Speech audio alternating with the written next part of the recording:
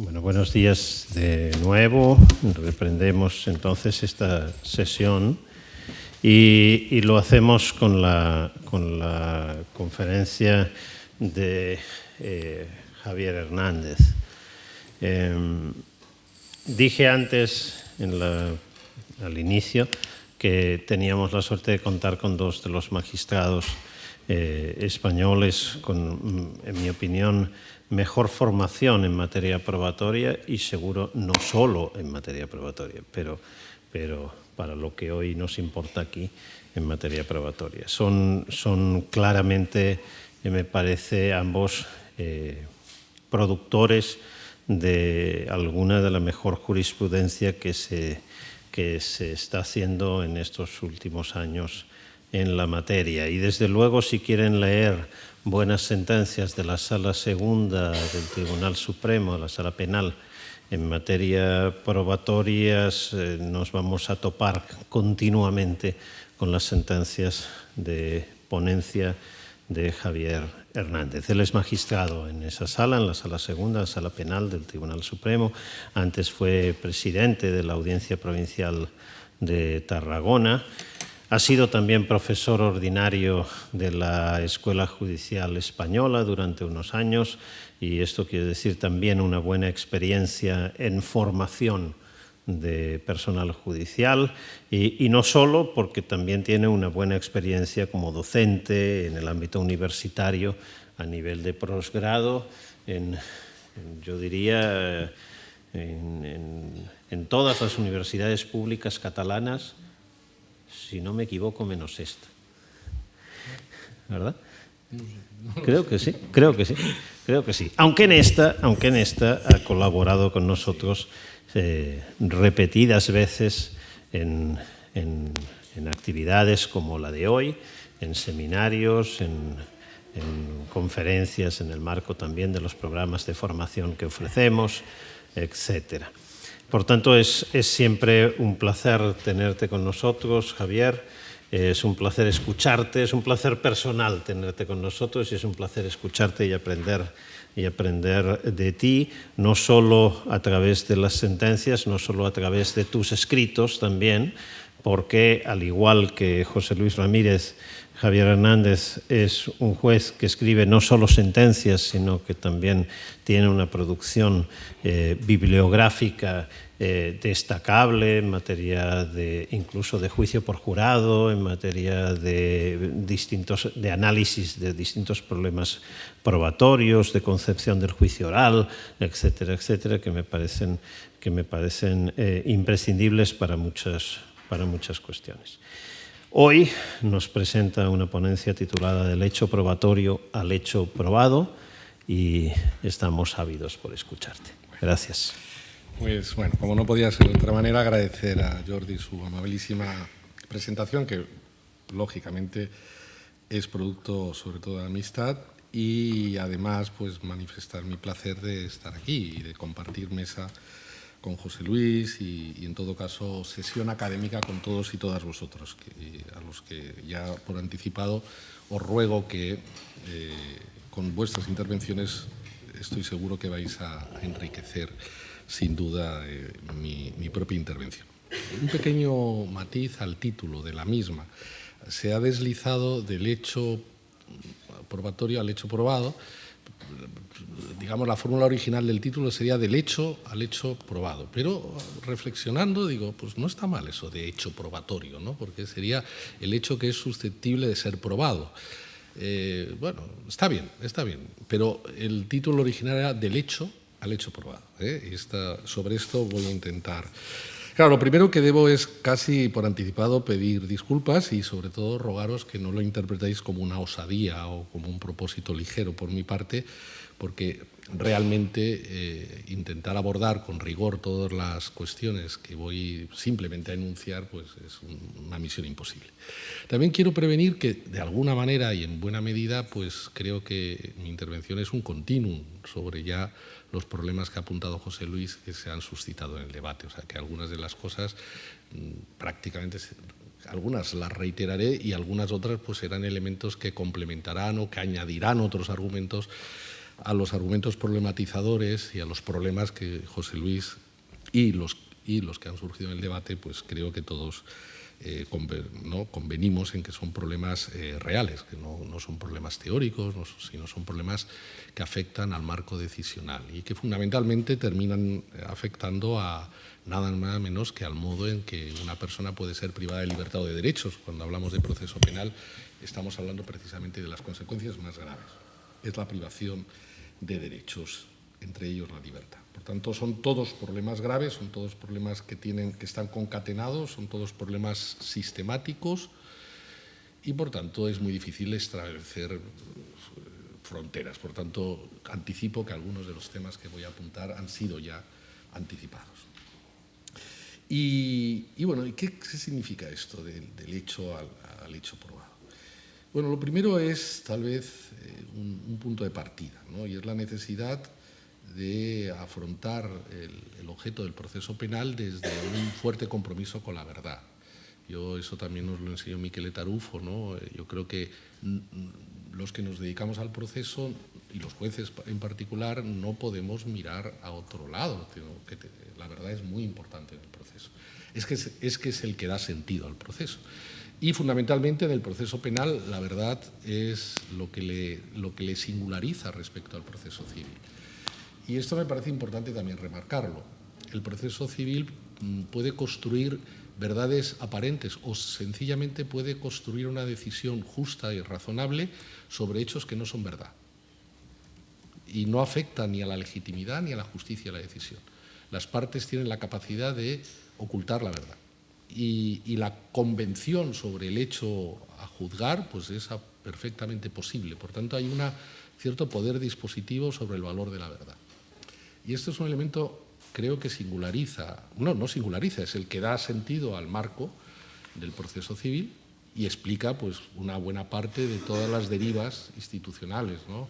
El sentido de las cargas probatorias, el sentido de los estándares probatorios, por tanto, pero en el proceso penal yo creo que todos nos tenemos que tomar muy en serio la verdad. Y por tanto, las fórmulas convencionales de determinación del hecho, pues efectivamente plantean problemas también interesantes a los que Jordi también se refería, pero en todo caso, cuando el juez se somete cuando tiene que decidir, cuando tiene que fallar, tiene que fallar a partir de un fuerte compromiso con la verdad. Bien, pues si partimos de que la verdad constituye la cuestión central del modelo de justicia penal y de proceso penal, pues es obvio que convergen o se imbrican muchísimos planos, ¿no? O sea, la verdad, lo que voy a intentar exponer es que la verdad no es una cosa óntica o que la verdad precede al proceso, sino que la característica fundamental del proceso penal es que la verdad se construye intraprocesalmente. O sea, no hay una verdad fuera del proceso. Por tanto, esto es lo que da sentido al título de mi intervención. El hecho es un marco de referencia, puede identificar el objeto del proceso, pero entre el hecho y el hecho probado hay un procesum de construcción que hace que no siempre, ni mucho menos, sean equivalentes los hechos, digamos, que dan inicio o sentido a la propia incoación del proceso y el hecho que termina declarándose como probado en el propio proceso penal. Y en ocasiones nos encontramos diferencias muy significativas. Incluso, en muchos casos, es que tampoco sabemos exactamente si el hecho probado, que hemos declarado probado, sus niveles de correspondencia con el hecho acontecido, con el hecho histórico, con el hecho que precede al proceso, a veces tampoco tenemos la perspectiva clara desde un punto de vista epistémico para poder afirmar el nivel de correspondencia. Y ese es otro tema enormemente importante. Pero bueno, lo que quería resaltar es que si la verdad da sentido al proceso penal, para construir la verdad convergen muchísimos planos. Muchísimos planos. Sin duda, el primero, por orden tal vez de importancia, o no necesariamente de importancia, pero el primer plano son el plano axiológico. Es decir, los derechos fundamentales, los principios constitucionales, determinan qué verdad merece la pena obtener. Y nos dice también qué medios, ¿no?, de prueba son admisibles para que esa verdad pueda revelarse, ¿no? La Constitución, los valores y los derechos imponen, ¿no?, cargas axiológicas, límites axiológicos a la determinación de la verdad, a la identificación de la verdad en el proceso. Por tanto, pueden constituir barreras de determinación del hecho probado, o en todo caso modalizan el hecho probado, determinan la labor de construcción del hecho probado. Evidentemente, el plano normativo, naturalmente, qué reglas en los distintos códigos procesales determinan el procesus de construcción del propio hecho probado. Y eso es obvio, ¿no? Una buena parte de nuestras reglas procesales tienen como misión disciplinar este mecanismo de construcción del hecho probado. También hay planos epistémicos, naturalmente. ¿Qué grado de fiabilidad deben reunir los datos de prueba con los que se construye el hecho probado? Esto también hay un juego muy importante de epistemológico en el proceso. Hay un campo de juego a la epistemología que es muy, muy, muy decisivo. Y naturalmente también hay un plano argumentativo para la construcción del hecho probado. ¿Cómo debe justificarse por el juez la decisión alcanzada en materia de hechos? ¿Cómo interactúan los planos de la justificación interna y de la justificación externa?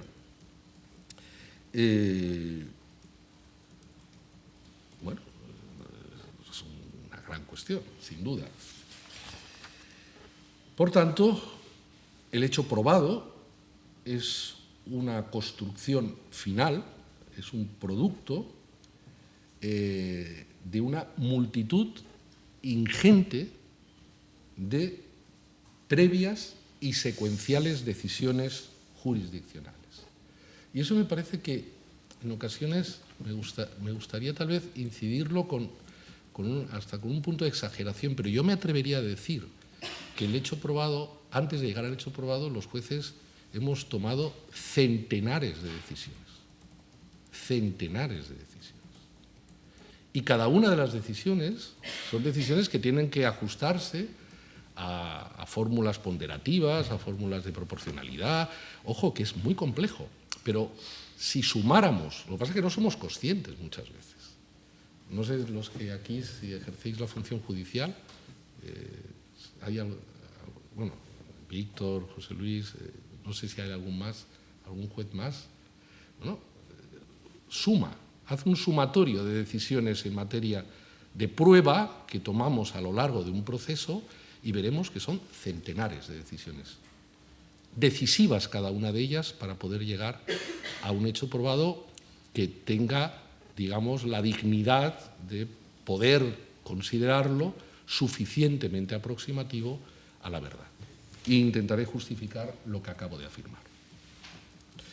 También quiero destacar con carácter previo que el hecho probado, insisto, no tiene una relación óntica con el hecho histórico que se afirma ocurrido por la acusación. Lo que, a lo sumo, a lo que podemos tender, o sea, el proceso no es un proceso de descubrimiento mágico de la verdad, los jueces no somos omniscientes, por tanto, hay evidentes limitaciones reconstructivas y, por tanto, en los términos más ortodoxos popperianos, pues lo que vamos a establecer es un hecho que tiene una correspondencia aproximativa basada siempre en la idea de la probabilidad. Y esto me parece que también es otro elemento que debemos tomar muy en cuenta. O sea, cuando hablamos de la verdad que se revela en el proceso, la verdad que se construye en el proceso, el hecho probado que se construye en el proceso es un hecho que mantiene una relación de probabilidad con el hecho histórico. Pero es obvio que el hecho probado no es el hecho histórico. Es que no puede serlo. Es que no lo va a ser nunca, creo yo. Por tanto, cuando se declara aprobada la hipótesis acusatoria, que es a la que se refería José Luis, que es el verdadero objeto del proceso penal, o el objeto genuino, o el objeto principal, podríamos llamar, lo que se está afirmando es que el nivel de correspondencia alcanzado es lo suficientemente alto para neutralizar cualquier duda razonable y, en consecuencia, para situar a las hipótesis defensivas en liza en un plano de insignificativa o residual posibilidad fenomenológica de producción. Esa es la regla y eso es el que da un cierto contenido material o un cierto contenido epistémico al estándar más allá de toda duda razonable. O sea, sitúa a la hipótesis alternativa. Ojo, hipótesis alternativa que sabemos que el derecho a la presunción de inocencia atribuye ya a la persona acusada una hipótesis de entrada defensiva, que no es autor del hecho, o las hipótesis defensivas particulares que ha querido aportar la persona acusada introduciendo hechos extintivos o hechos modificativos. Pero la regla es clara. Solo se puede, lo que vamos a declarar, el hecho probado de la acusación, lo que sitúa es a las hipótesis defensivas en un plano de insignificancia en términos probabilísticos. Por tanto, nunca vamos a poder afirmar en términos, digamos, de teoría del conocimiento que cualquier hipótesis defensiva es ónticamente imposible. No, vamos a decir que las hipótesis defensivas han quedado reducidas a una probabilidad ínfima o una probabilidad despreciable, que hace que no pueda suscitarse una duda razonable. ¿De acuerdo? Esa es un poco la regla del juego. Y en estos parámetros de probabilidad es donde actúa efectivamente el derecho a la presunción de inocencia como regla de juicio y donde adquiere contenido epistémico y también con consecuencias en relación a la fijación de los hechos, el estándar más allá de todo razonable al que me referiré brevísimamente al final de mi intervención. El hecho probado, por tanto, es un hecho construido, no es un hecho revelado, no es un hecho mostrado, es un hecho construido y debe responder a muy exigentes condicionantes de producción. Y muchos de ellos tienen especial relevancia constitucional. Y, por tanto, esos condicionantes son condicionantes que modulan lo verdadero, determinan lo verdadero. O sea, lo verdadero no preexiste, sino que lo verdadero se construye. Y se construye de manera condicionada, y muy modulada, y muy limitada. Por tanto, a ver a qué resultado llegamos. Por tanto, podemos hablar, y creo que yo al menos lo mantengo con mucha convicción, podemos hablar de un verdadero proceso probatorio. Y si hablamos de proceso o de procedimiento probatorio, pues yo creo que también se hace necesario, aunque sea de manera muy breve, hacer algunas pequeñas matizaciones o algunas aclaraciones, no porque las necesitéis, sino porque las necesito yo para después sostener mi argumentación, pero necesito hacer algunas aclaraciones de tipo terminológico. En relación al significante prueba, y vamos a plantearnos los significados que cabe atribuir a ese significante, que es bastante polisémico, y en ocasiones se nos olvida el elemento polisémico del significante. ¿Qué significados podemos atribuir al significante prueba? Bueno, al menos 4. La prueba sería entendida como actividad probatoria destinada a la obtención de elementos informativos a partir de las fuentes probatorias. Prueba como actividad. Prueba entendida como los medios o instrumentos con los que se introducen o se transmiten las informaciones probatorias en el proceso. Por tanto, la prueba como vehículo de introducción de la información probatoria. Prueba entendida como el resultado de la actividad probatoria, es decir, como prueba vinculada al concepto dato de prueba, es decir, los datos informativos obtenidos del proceso de producción probatoria. Y una cuarta acepción, que me parece muy importante, bueno, es que todas son secuenciales y todas son decisivas, pero la cuarta acepción sería la prueba como atribución de valor confirmatorio a las hipótesis fácticas que integran el objeto del proceso.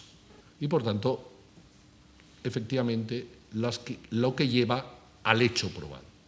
Es esa atribución de valor, que es una secuencia final de este proceso, es el que termina pudiendo determinar el hecho probado. Y como apuntaba, el proceso probatorio, este proceso probatorio, con estos significados, nos permite identificar numerosísimas reglas que determinan su desarrollo y, en lógica consecuencia, los resultados que arroja. Y esto es muy importante.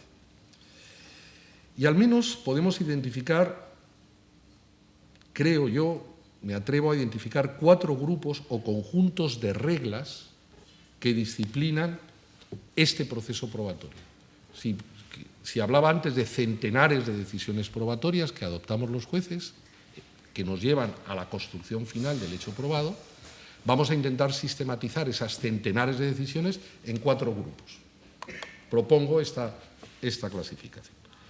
Las reglas sobre la obtención de fuentes de prueba y sobre la admisión de medios de prueba. Veremos, bueno, es que son todas tan importantes, yo no quiero priorizarlas, ¿eh? Lo que pasa es que las ordeno, pero no lo interpretéis como una fórmula de priorización, simplemente responde a la primera secuencia. Dentro de esas centenares de decisiones judiciales para conformar el hecho probado, las primeras podríamos agruparlas en reglas sobre obtención y admisión de prueba. Segundo conjunto, reglas sobre la actividad de práctica de los medios de prueba. Fundamentalmente son reglas que disciplinan el modelo de juicio oral, el modo en que se practican los medios de prueba. Tercer conjunto de reglas, aquellas que vienen referidas a las de valoración de la información probatoria resultante de la práctica probatoria. ¿De acuerdo? ¿Cómo valoramos?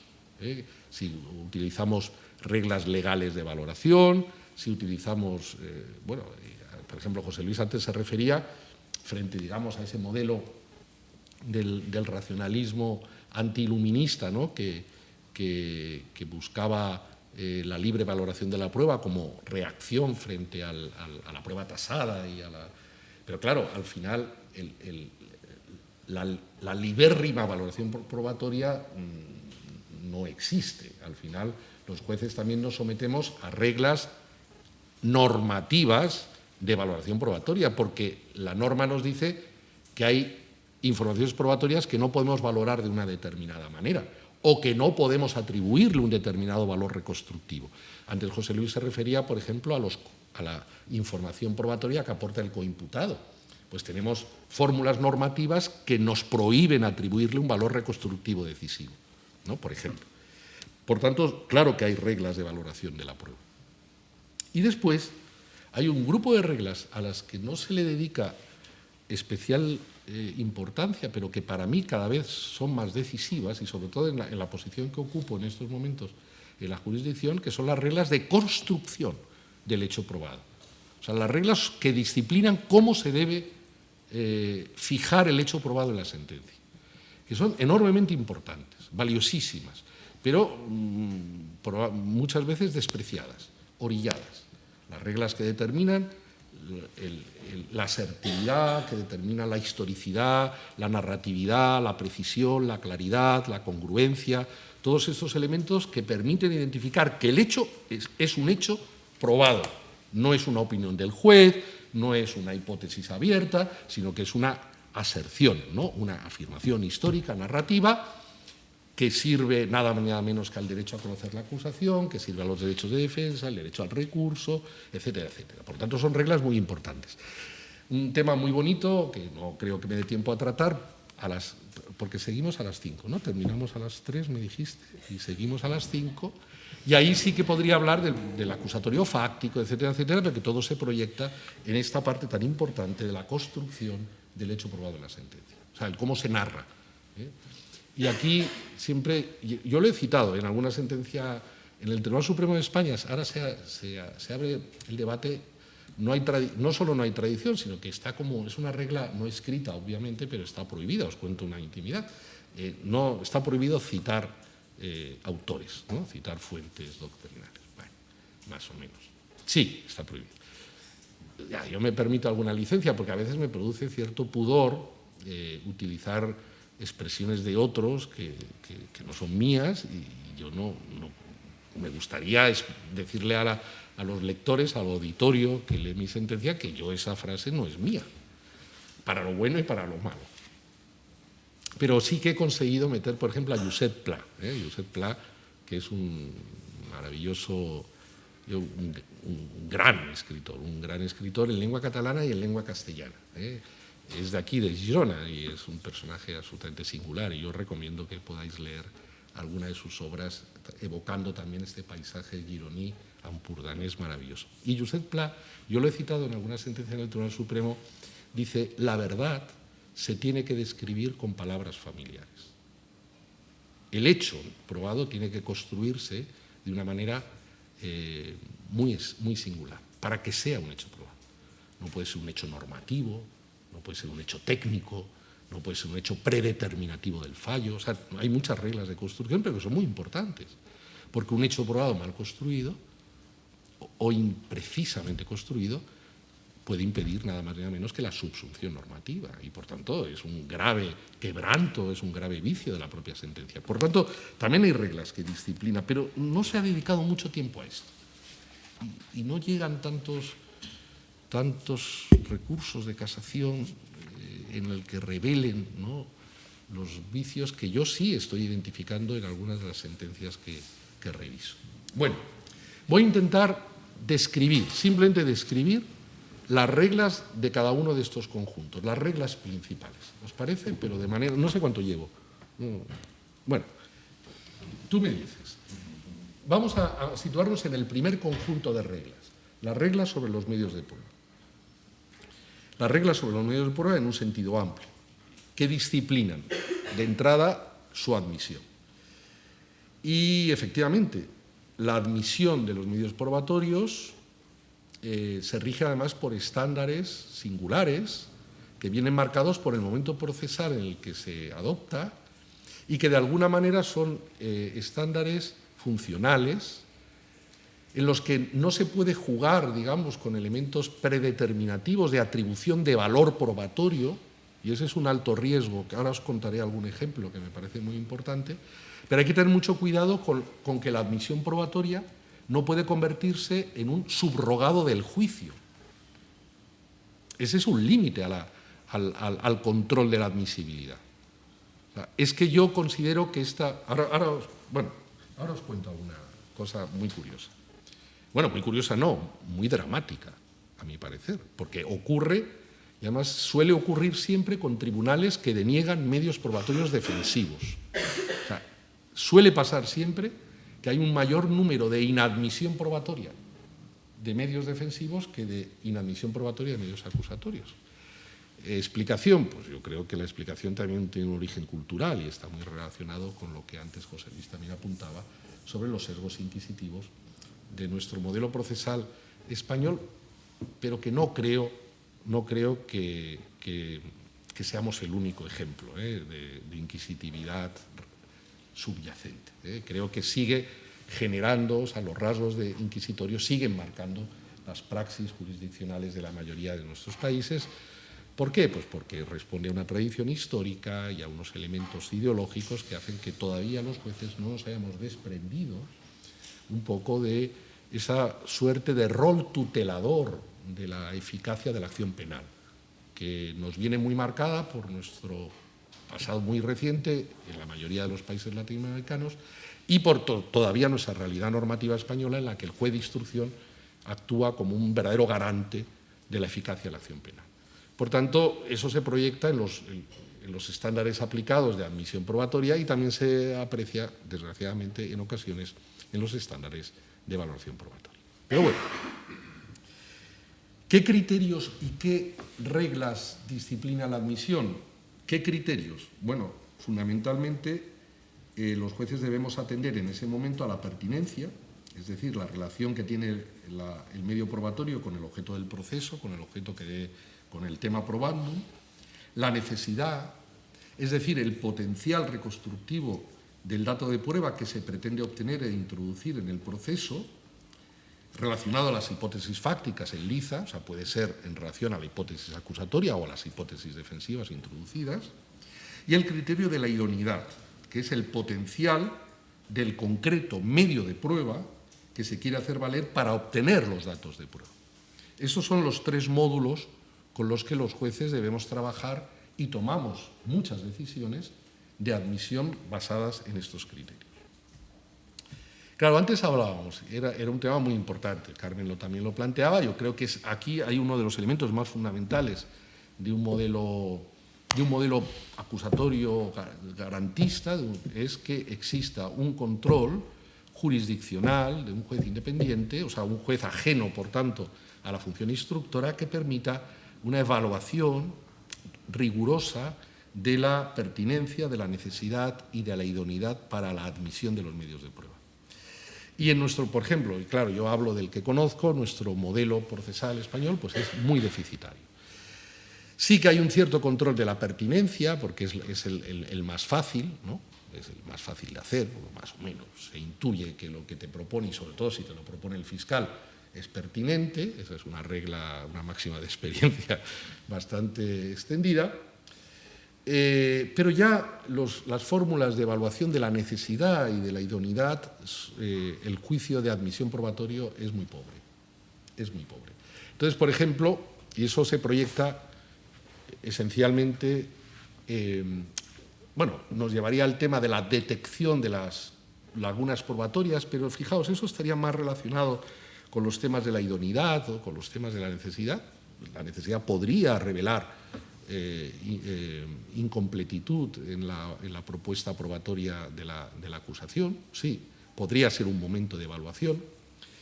Hay modelos probatorios, hay modelos procesales, por ejemplo, es interesante el modelo búlgaro. No es que me dedique yo al proceso búlgaro, como podréis comprender, pero Bulgaria se ha convertido en un motor decisivo de transformación del proceso penal europeo, del corpus procesal europeo, por la vía de las cuestiones prejudiciales ante el Tribunal de Justicia de la Unión Europea. Es tremendo. A los colegas búlgaros, digamos, están haciendo una especie de revolución procesal a partir de su norma procesal y están cuestionando continuamente al Tribunal de Justicia de la Unión Europea que les aclare el alcance de las muy decisivas directivas que están conformando una idea de proceso penal europeo.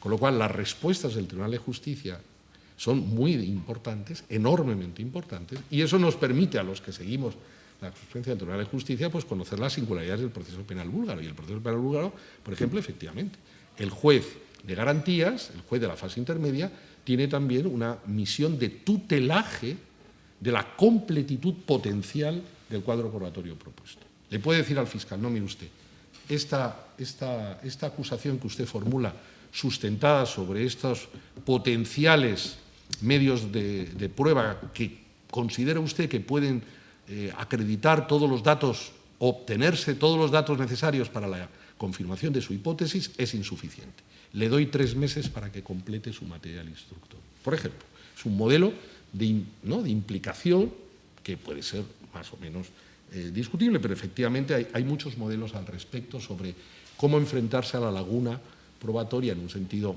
más o menos estricto en la fase intermedia. Y lo que falla mucho el modelo español es en el juicio de la idoneidad de los medios probatorios propuestos y fundamentalmente en la prueba pericial y sobre todo en la prueba pericial técnico-científica. Es decir, se están colando cosas inaceptables. O sea, se están admitiendo pruebas, por ejemplo, del microgesto como elemento de la atendibilidad del test. Eso, quiero decir, a ver, se está grabando, ¿no? Puedes en el debate añadir consideraciones. No hablaré sin presencia de mi abogado. No, pero el problema es cuando la ciencia basura, la science, se admite sin ningún filtro crítico de la idoneidad del medio probatorio para aportar el dato que se pretende. Es decir, ese es un problema muy grave. Es muy grave porque hay un alto riesgo de que el dato de prueba sea un dato de prueba absolutamente infiable, pero que sirva nada más ni nada menos que para tomar una decisión de condena. Y entonces se están admitiendo, pues eso, conocimiento paracientífico, parapsicología, magia, cosas absurdas, pero que hay mucho dinero en juego, no nos engañemos. O sea, cuando un tribunal admite la prueba del microgesto del testigo y tal, claro, hay centenares de individuos que están generando nicho de negocio, como se dice ahora, ¿no?, para este tipo de pruebas absurdas, ¿no? Pero se están admitiendo los tribunales. Eso tiene unas consecuencias. A mí me gusta mucho Yasanov, es una epistemóloga de Harvard. Ella, ella ha analizado muchísimo, digamos, el retorno de la prueba en el proceso judicial hacia la comunidad científica. Muchas veces se ha puesto la mirada en el conocimiento científico al proceso, y ella ha puesto la mirada en el proceso para la comunidad científica. Es decir, el valor que supone que un tribunal estatuya en una sentencia una determinada regla de experiencia basada en una aportación pericial. Claro, le atribuye un estatuto institucional que le da fortaleza epistémica, es una especie de inversión. Y eso es un tema muy delicado. Es decir, cuando un tribunal supremo otorga atendibilidad epistémica a la parapsicología, pues eso es muy grave, porque estamos estatuyendo que es conocimiento científico algo que no puede serlo, o que carece, yo creo, de toda consistencia, ¿no? Pues esto es un problema muy grave que se plantea en la fase de admisión. Los medios.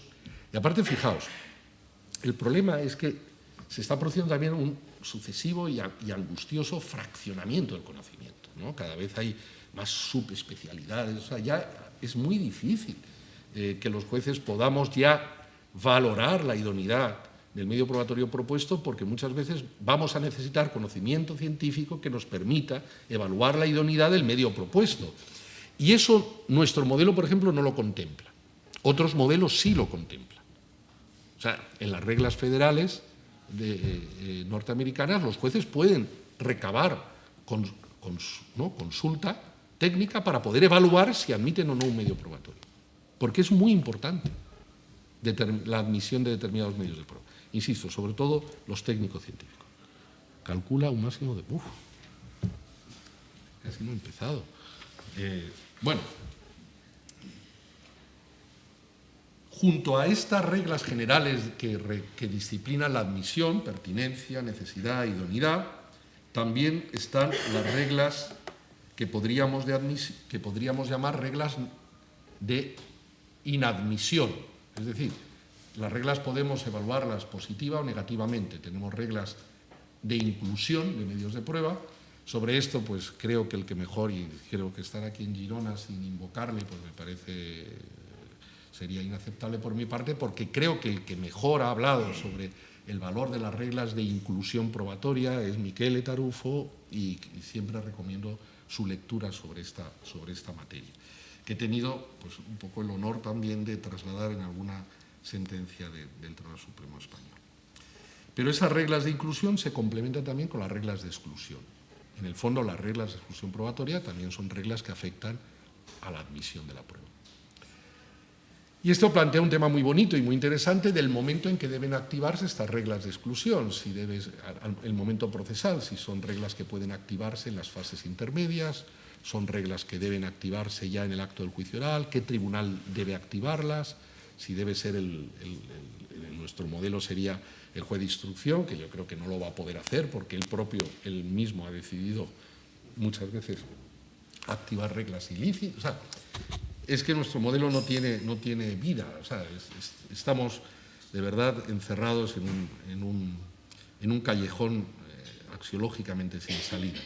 Pero eso nos plantea un problema interesante y hay una cierta discusión abierta en la jurisprudencia española de cuál es el momento en que deben activarse esas reglas de admisión, ¿no? Si debe ser en un momento previo. Por ejemplo, en la ley del jurado, que es la ley procesal más moderna que tenemos, que es del año 95, con entrada en vigor en el 96, aquí se opta por una apuesta muy clara de un pronunciamiento saneador del cuadro probatorio y, por tanto, la activación de las reglas de exclusión probatoria en un momento previo al inicio del juicio, con un pleno sentido político institucional, que es evitar que el jurado se contamine de elementos que no pueden ser valorados, que no pueden ayudar a construir una verdad que merezca la pena ser descubierta. Claro, la presunción de la que se parte es una presunción que tiene un punto de contradicción inaceptable. Es decir, es bueno que los jurados legos no se contaminen y no pasa nada que los jueces profesionales se contaminen. Es decir, no pasa nada porque como los jueces profesionales somos tan listos y tenemos las cosas siempre tan claras, que siempre vamos a generar anticuerpos que nos permitan excluir el efecto contaminante de la regla ilícita, ¿no? Eso me parece que sitúa el problema, insisto, en otro callejón. Bien, esas reglas de exclusión, que son por tanto subreglas de admisión, son reglas que se dividen también en reglas de prohibición. Las reglas de prohibición también determinan el modo de adquisición probatoria y son reglas de prohibición que podemos distinguir dos grupos. Las reglas de prohibición de objeto de prueba, por ejemplo, no puede ser objeto de prueba la comunicación defensiva entre la persona investigada y su letrado o letrada. No puede, está prohibido, salvo que se dispongan de elementos precursores indiciarios particularmente intensificados que permitan formular un pronóstico de alta prevalencia de que el abogado o abogada también forma parte de la trama criminal, en cuyo caso esa relación defensiva sí que podría ser objeto de injerencia por el Estado. Pero, por ejemplo, en nuestro modelo, aunque no lo se dice en ninguna parte, más o menos, pero bueno, hemos llegado al cierto consenso en que la mente humana tampoco puede ser objeto de prueba. Y, por tanto, eso obliga a excluir medios probatorios propuestos y que se han propuesto y que algunos se han admitido por algún tribunal en nuestro país, como los evocadores de memoria o los sueros o sumisiones químicas o las máquinas de la verdad. Todos esos medios de prueba quedan excluidos porque no cabe el objeto de prueba. La mente humana no puede ser objeto de prueba. Otros modelos procesales lo admiten y el Tribunal Europeo de Derechos Humanos, al que me referiré posteriormente al hilo de tu intervención, a ver si haré un pequeño matiz, si me permitís, el Tribunal Europeo de Derechos Humanos no se ha enfrentado al problema de la compatibilidad convencional, sino que se ha enfrentado, como suele hacer en materia probatoria, de una manera muy periférica, ¿no? Y parece que ha dado chance a la admisibilidad de máquinas de la verdad contempladas, por ejemplo, en Rumanía, contempladas en Eslovaquia, pero yo creo que son pronunciamientos demasiado periféricos para poder concluir que el Tribunal Europeo lo ha validado. No se ha enfrentado todavía, que a mí me conste, a un problema de admisibilidad de medio probatorio desde la perspectiva del artículo 8 de la Convención, que sería, yo creo, que el artículo 6 de la Carta de San José, creo. Bien, y también las reglas de prohibición, de inadmisión, afectan a métodos de prueba, ¿de acuerdo? Los métodos de prueba prohibidos y, naturalmente, sin duda, el que constituye, ¿no?, el genuino método de prueba prohibido es la tortura. Por tanto, cualquier elemento probatorio que se obtenga mediante la tortura tiene que ser absolutamente expulsado del proceso. No hay expectativa de evaluación probatoria alguna. Bien, sobre este tema, el Tribunal Europeo siempre había considerado, y es interesante tomarlo en cuenta, el Tribunal Europeo había considerado que el artículo 3 de la Convención, que es la prohibición de trato inhumano y degradante, vinculado al artículo 2 y vinculado al artículo 6, excluía con claridad la tortura cuando el agente era el Estado.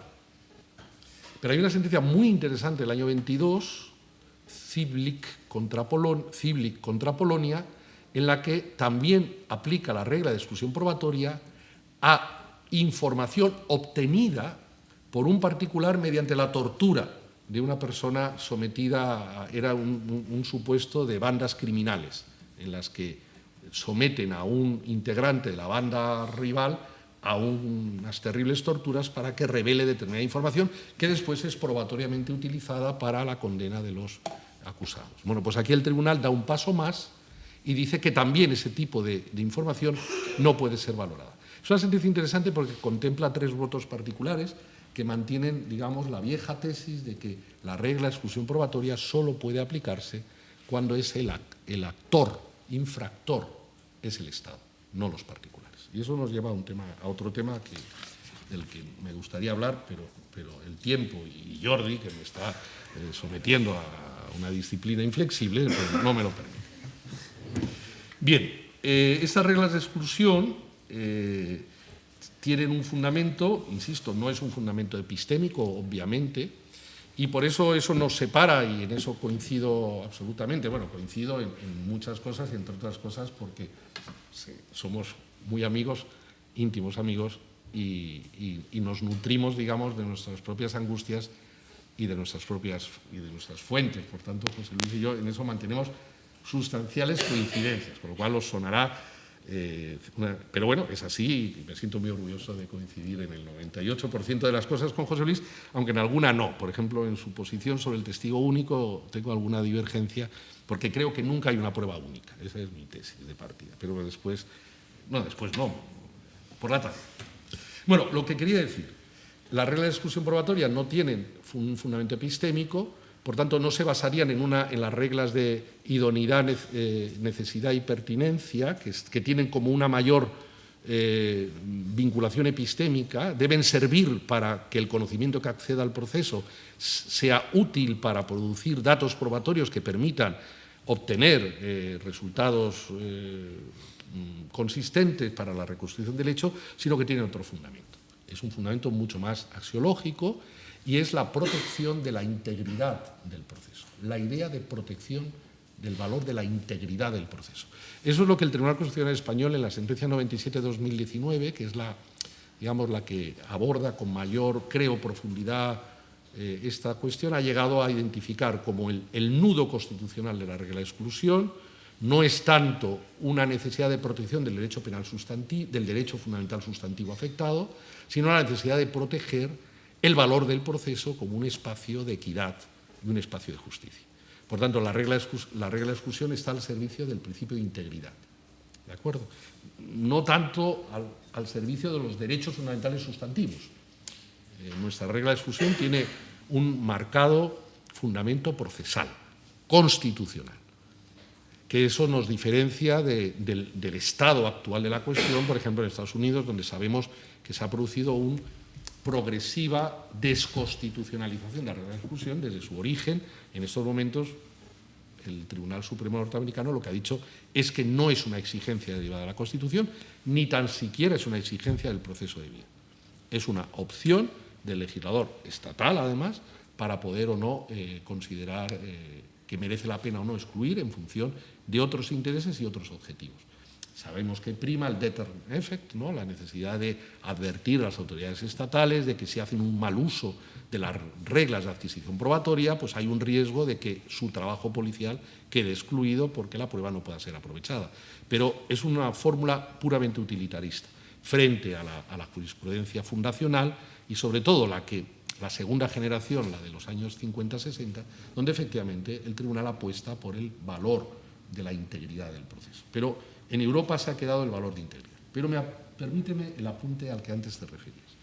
Quiero apuntar en ese sentido que el Tribunal Europeo, cuando os enfrentéis a sentencias sobre nulidades probatorias, el Tribunal Europeo tiene una posición muy deferente con la regulación estatal de las reglas probatorias. O sea, el Tribunal Europeo nunca se mete en puridad, en validar. O sea, encontramos muchas sentencias del Tribunal Europeo donde se declara vulnerado el artículo 8 de la Convención, que es el que regula el derecho a la vida privada y familiar, y por tanto el que considera que la obtención de información mediante una escucha ilegal ha vulnerado el derecho fundamental a la intimidad, y sin embargo ha considerado no vulnerado el artículo 6 por el aprovechamiento probatorio de esas evidencias. Pero es que el tribunal no aborda el problema de la ilicitud probatoria desde el artículo 8, sino desde el artículo 6. Y en el artículo 6 él se sitúa en una posición de retaguardia y lo dice explícitamente. Yo no puedo modular las reglas procesales de los Estados.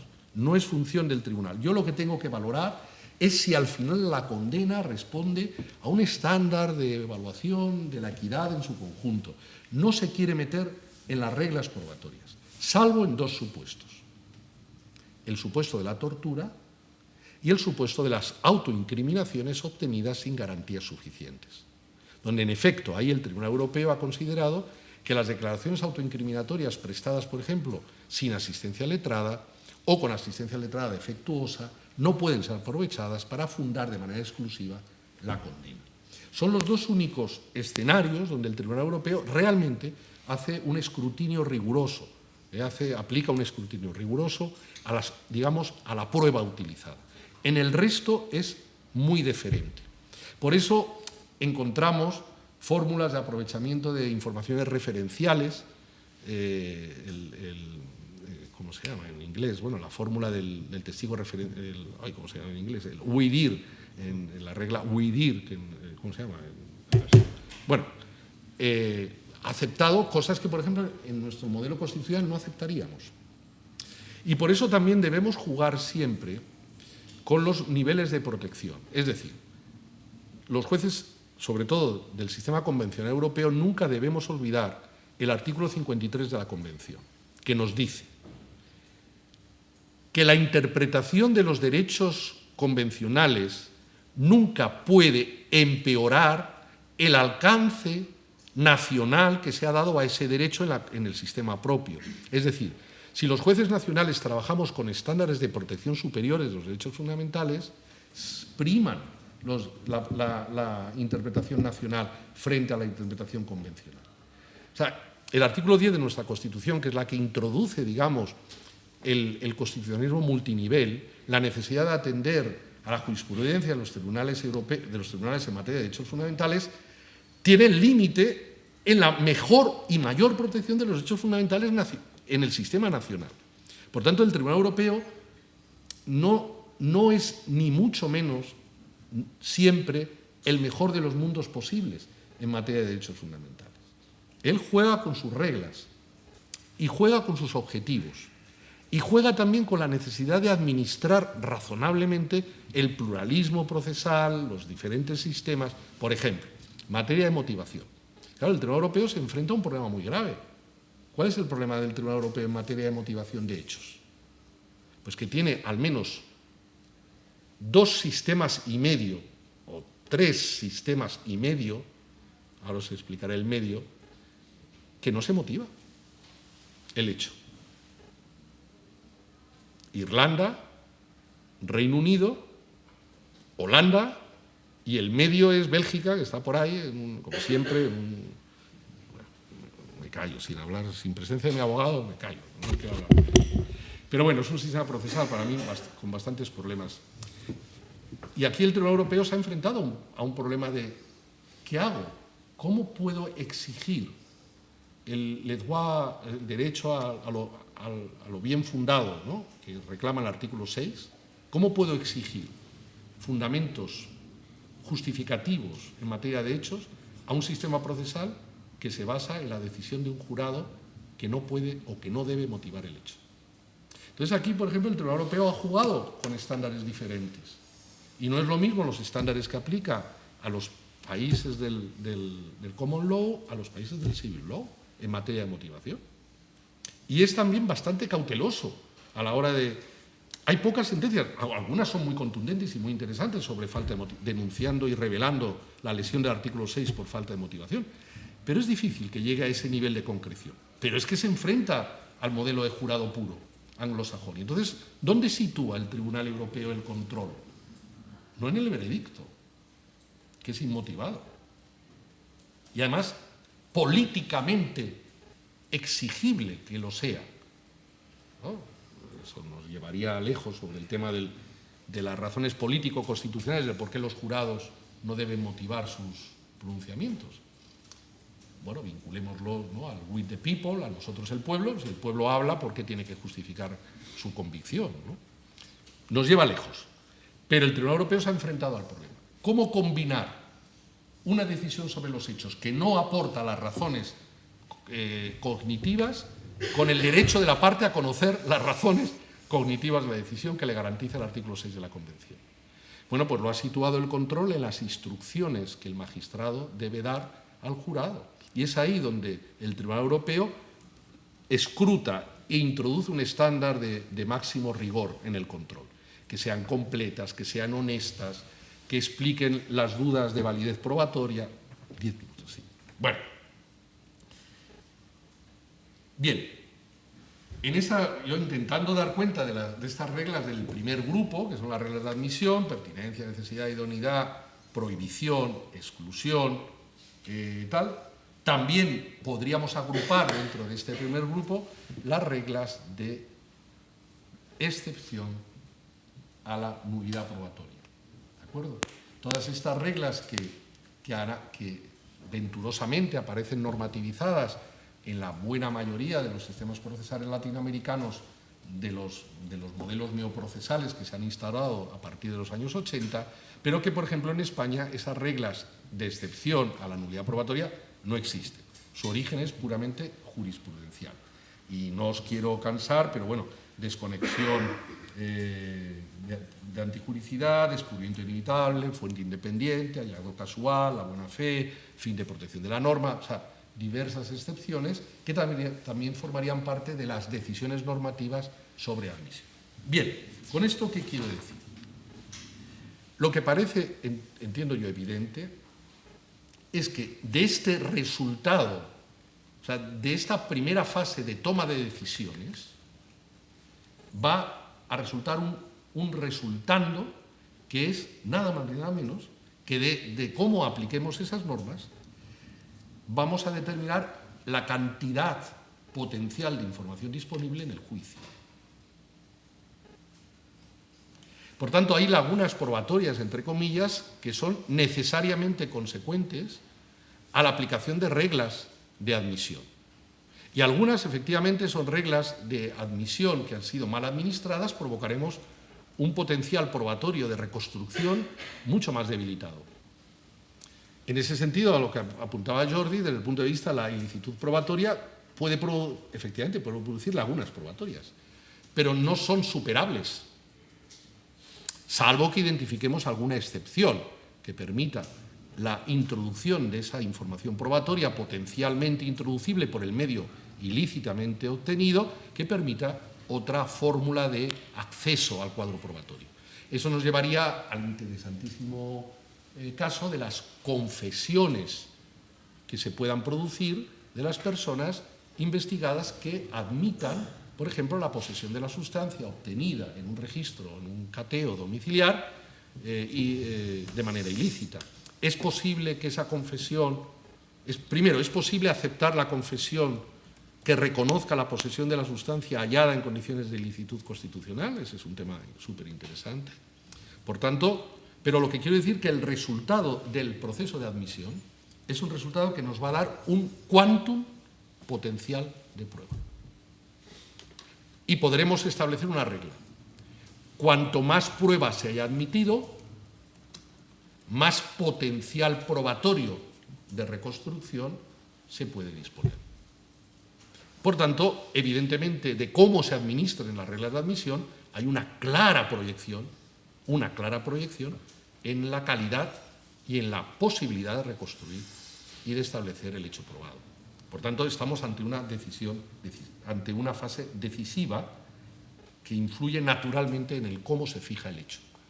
Con menos información probatoria existen más riesgos de que el hecho probado no tenga el nivel de correspondencia aproximativa suficiente, que no se pueda obtener la confirmación de la hipótesis acusatoria, o cuando afecta a hipótesis defensivas, pues que no se pueda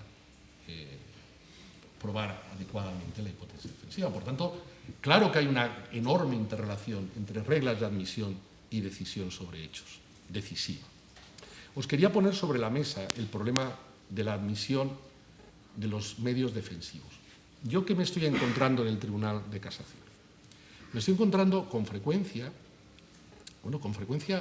relativa, ¿no?, pero decisiones de inadmisión probatoria que se basan en el pronóstico de falta de valor probatorio que pueda tener el dato que se pretende obtener. Me explico. Es frecuente que el tribunal rechace una pericial médico defensiva. Es frecuente, es casi un uso. No sé, Víctor y José Luis, si me lo confirmáis. Es frecuente. ¿Y cuál es el argumento, fijaos, de inadmisión? No puede ser la impertinencia, ni puede ser la idoneidad, sino la innecesidad basada en que ya se dispone de una información probatoria aportada por el médico forense, por la prueba pericial de la acusación, que ya cubre, digamos, esa información probatoria que potencialmente se quiere obtener con otro medio probatorio. Lo que se está afirmando, fijaos, que a mí me parece estremecedor, es que el juez de la admisión probatoria anticipe un juicio de atribución de valor a un medio de prueba que no se ha practicado y que presuma que ese medio probatorio defensivo no tendrá valor probatorio porque no tendrá una capacidad para destruir o afectar o adelgazar o cuestionar el valor probatorio que ya se está atribuyendo prejuzgada mediante un verdadero prejuicio valorativo a la información acusatoria. Pero si ya tiene usted la información del forense, ¿para qué quiere usted un perito que aporte si la penetración pudo ser o no ser? ¿No?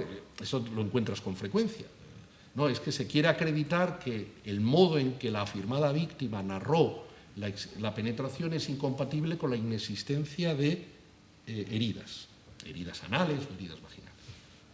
Bueno, el forense ha descartado la presencia de herida y ha descartado también que necesariamente el modo de penetración necesariamente deje heridas. Esa es la afirmación del forense. La defensa pretende aportar una información pericial de un perito que después valorarás o no su idoneidad científica, etcétera, etcétera. Pero el perito de la defensa lo que pretende acreditar es que esa narración hace incompatible la inexistencia de lesiones. Bueno, si nosotros inadmitimos el medio probatorio defensivo porque consideramos que no tiene un potencial reconstructivo, ¿qué estamos haciendo? Hemos ya valorado antes de que se produzca la información pericial acusatoria, ¿no? Me parece un desequilibrio absoluto, ¿no? Y eso es muy frecuente. Por tanto, se fagocitan, muchas veces se administran los medios probatorios, la fase de admisión, muchas veces el eficientismo al que se refería Jordi generalmente se hace a costa de los cuadros probatorios defensivos. Y eso me parece un tema muy preocupante. Termino, ¿me das 3 minutos más? Reglas sobre la actividad probatoria, que es otro tema que me parece enormemente interesante. Son aquellas reglas que determinan los mecanismos de introducción de las fuentes de prueba y de práctica de los medios de prueba. Por tanto, son las reglas que disciplinan el momento probatorio. El momento probatorio y sobre todo el discovery probatorio, el descubrimiento de la prueba, ¿no? Que me parece un tema importante. El momento de descubrimiento de la prueba tiene gran implicación, ¿no? Desde el punto de vista de las cargas de equidad del proceso y sobre todo reglas que pueden disciplinar si hay determinadas materias probatorias o medios probatorios que pueden quedar reservados. Por ejemplo, en España solo puede reservarse el secreto oficial. No hay ninguna otra información con potencial probatorio que la acusación pueda prescindir de revelar a la defensa. Pero hay otros modelos probatorios, por ejemplo el belga y el holandés, donde introducen lo que llaman el dossier de investigación, donde los elementos de inteligencia policial quedan al abrigo de la prueba del juicio y la defensa no tiene el derecho a acceder a los mismos. Eso lo ha validado el Tribunal Europeo, por ejemplo. Otras reglas de anticipo probatorio, ¿no? La preconstitución o la prueba anticipada. Y desde luego las reglas que disciplinan cómo se produce la prueba en el plenario. Y esto nos lleva a un magnífico escenario de problemas. También he de deciros que muy poco explorados. Y sobre todo me extraña que llevo 34 años en este oficio y casi 28 años en tribunales de revisión. Y muy pocos recursos me han planteado objeciones relativas al modo en que se ha practicado la prueba testifical en juicio. Poquísimos me han denunciado estructurales interrogatorios sugestivos, ¿no? Y esto tiene una relevancia enorme. La calidad de la información probatoria, el dato de prueba, viene marcada decisivamente por el modo en que se obtiene ese dato de prueba en el acto del juicio. En el interrogatorio plenario de las personas que aportan información, el modo en que son interrogadas determina en gran medida la información que se aporta y la calidad de la información aportada. Es muy frecuente en nuestro modelo procesal que el fiscal formule la siguiente pregunta. es cierto que usted, al testigo, no a la afirmada víctima ni al acusado, al testigo, es cierto que usted la noche del 4 de abril, a las 4 de la mañana, escuchó un ruido como de rotura de cristales, se asomó por el balcón de su casa y observó como una persona con una chaqueta amarilla salía corriendo con una bolsa del Corte Inglés. Y el testigo responde, sí, es cierto. Y con esa información probatoria, el tribunal construye la siguiente argumentación. Me refiero a argumentación tipo. El testigo, ratificándose en sus previas declaraciones, ha afirmado que la persona tal y cual, lo que es un evidente signo de persistencia incriminatoria, carente de todo objetivamente veraz, etcétera, etcétera. Es decir, y solo ha contestado sí. O sea, no ha aportado ninguna información al plenario respecto de la cual el tribunal pueda valorar si esa información es una información fiable, es decir, si el recuerdo es un recuerdo preciso, si las condiciones de visualización son realmente condiciones adecuadas. Eso se ha soslayado mediante la fórmula de interrogatorio sugestivo. Es gravísima la ausencia de información probatoria plenaria, pero que los tribunales la construyen, el sí se convierte en una información probatoria incuestionable, ¿no? Y es, por tanto, muy grave. Y eso nos lleva a temas enormemente graves, ¿no? Cuando sobre todo nos enfrentamos a personas con discapacidad intelectual o personas menores de edad, donde el modo en que se interroga, el modo de obtener la información, determina evidentemente el resultado informativo. Las reglas de la psicología del testimonio nos llevaría lejos, ¿no? Pero no puedo ahondar en ellas, pero recordad todos esos marcos autoritativos, ¿no?, que determinan las respuestas. Es decir, cuando una persona, por ejemplo, con discapacidad intelectual, generalmente tiene una cierta tendencia a la complacencia, a complacer a quien le interroga, por tanto, a afirmar lo que se le pregunta, hay miedo a cuestionar y, por tanto, dudas de la capacidad tuya de poder responder con precisión, o preguntas multicomplejas, es decir, que incluyen varias proposiciones interrogativas en una, hace que personas con discapacidad intelectual tengan muchos problemas para responderla. Por tanto, fijaos cómo puede cambiar la información y la calidad de la información en función de cómo se interrogue y cómo se practique la contradicción en juicio. Y bueno, ya no sigo porque es que me enrollaría mucho más y creo que no, ya me he excedido mucho del tiempo. Veo caras incluso de ya no poder más, por tanto os pido disculpas. Pero quedarían las reglas de evaluación del resultado probatorio, las reglas singulares de evaluación probatoria. Me gustaría haber hablado de la afirmada víctima, etcétera, etcétera. Y me gustaría tal vez terminar con el principio de desconfianza, ¿no?, que me gustaría reivindicarlo como un criterio, no me atrevería a llamarlo un estándar, sino como un criterio metodológico de valoración, que yo creo que da pie a todo el problema planteado por José Luis, que es el problema de la laguna probatoria, partiendo de la necesidad de constatar la fiabilidad, no tanto del testigo, sino la fiabilidad de la información que aporta el testigo. Yo creo que aquí sí que me gustaría terminar con esta incisión, ¿no?, o incidir en esto. Yo creo que tenemos que cambiar también el paradigma de lo que debe ser objeto de valoración.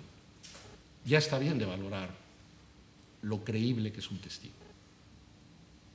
Un testigo puede ser creíble, pero la información que aporta puede ser incierta, puede ser falsa. Y no porque quiera mentir, sencillamente porque hay factores fenomenológicos, además, que influyen en el recuerdo, el falso recuerdo, la reconstrucción, la memoria, etcétera, etcétera, que hace que esa información sea una información débil.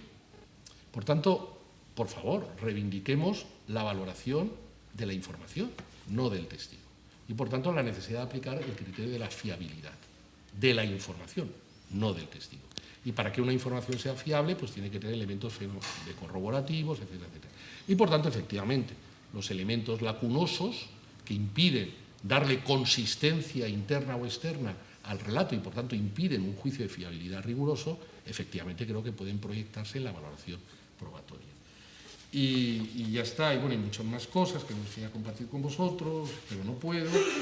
Y después las reglas de construcción del hecho probado, que no puedo. Claridad, precisión, narratividad, no predeterminación, unidad lógico-cognitiva. Y termino con Josep Pla. La verdad solo puede construirse con palabras familiares. Y perdonadme por el exceso y por el tiempo.